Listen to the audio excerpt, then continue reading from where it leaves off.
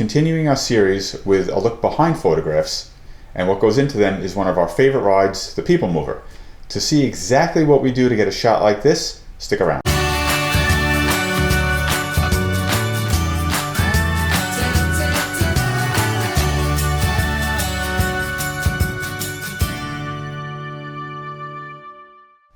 Capturing motion is one of our favorite things to do, and it's even more fun when you're actually in motion yourself and trying to capture the motion of the world around you.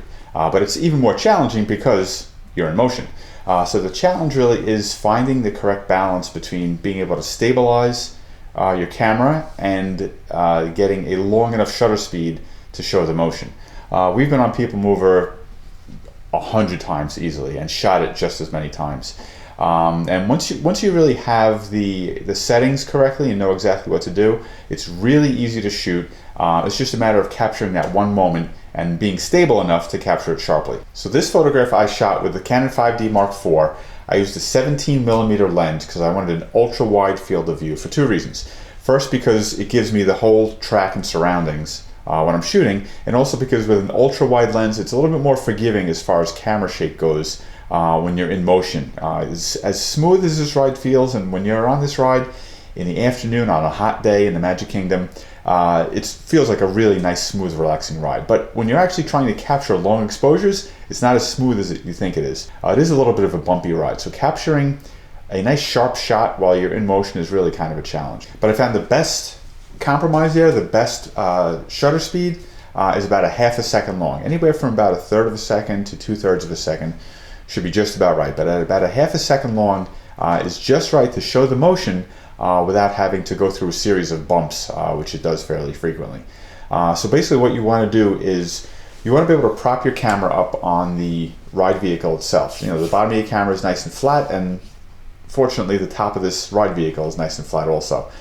So you know, to get a shot like this, you want to either be in the front of the whole cart, or you can actually be in the back also. You know, if you're shooting directly off the front or directly off the back, with a shot like this, you can't tell which direction you're going in. It really doesn't matter. All you're seeing is the motion as it's going past you. It doesn't matter if it's going forwards or backwards. So you can get a spot in the front, you can get a spot in the back and get really the same shot. So when you're online, when you get to the cast member, ask if you can sit in the front car or ask if you could sit in the back car.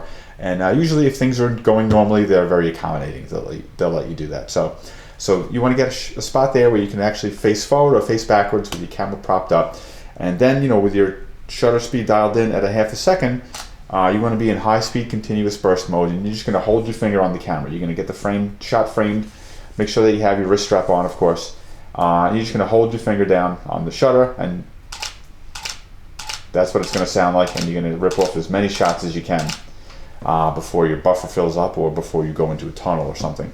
And basically what that's doing is that's giving you a whole series of shots, maybe 10 or 15 shots in one sequence, where you're in motion. There's a lot going on, there's a lot of bumping going on, so a lot of those shots are actually going to be blurry just because of the bumping. But what you want to hope to do is capture a shot in between the bumps, basically, where you're nice and steady, everything's nice and smooth. So this was shot at a half a second at f5.6 at ISO 800. It was a little dark, so I had to raise the ISO a little bit to get my shutter speed just the way it wanted.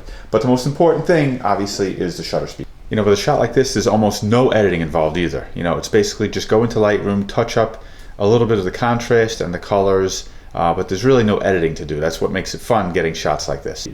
So once you have that down pat, it's basically a matter of get on the ride and you can shoot it, you know, all times, day or night, different lighting. Nighttime is great with all the light streaking by, but you can shoot this in all kinds of different situations. So I'll show you some shots here from daytime.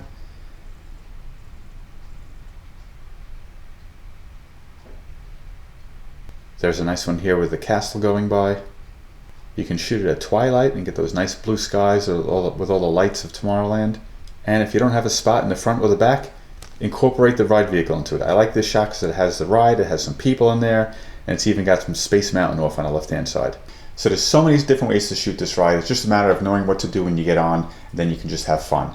I also recommend every once in a while, just enjoy the ride. Put the camera down, leave it in the bag, and just put your feet back, put your head back, and just enjoy the nice peaceful calm of what's probably the most tranquil and relaxing ride in all of Disney World is the PeopleMover. So I hope you liked the video. If you do, please give it a thumbs up. It helps us out. And if you enjoy these kinds of videos, we're going to be doing more like this. We're going to be doing a lot of gear reviews, a lot of other great stuff for you. Subscribe to the channel and click on that little notification bell. This way you get notified every time we post a new video. Thanks for watching, and I'll see you next time.